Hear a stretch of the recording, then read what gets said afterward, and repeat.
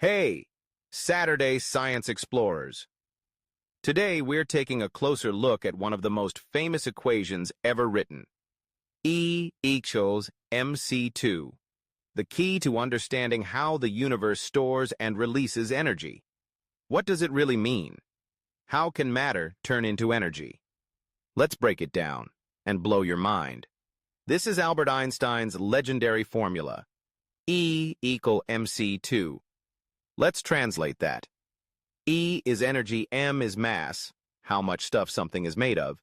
C is the speed of light, a really big number, about 300 million meters per second.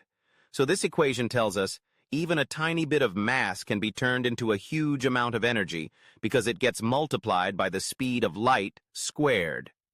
Pop-up. Fact: the speed of light squared is about 90,000. That's a lot of zeros. If you could turn this small object, say a paperclip, entirely into energy, it would release more energy than an atomic bomb. That's how powerful mass can be when it's converted to energy. But don't worry. This kind of reaction only happens in very special conditions, like inside the sun, where nuclear fusion turns matter into light and heat, or in a nuclear power plant, where atoms are split in a process called fission.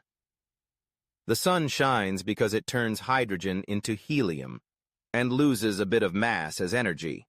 Atomic bombs release massive energy by splitting atoms. Scientists hope to create fusion reactors on Earth to provide clean, powerful energy, using this exact principle. Pop-up. Fact: the sun turns about 4 million tons of mass into energy every second. E equals mc2 teaches us that matter and energy are really the same thing in different forms. It's the reason stars shine, why black holes form, and why energy can seem to appear out of nowhere, when, really, it was always there, in the form of mass.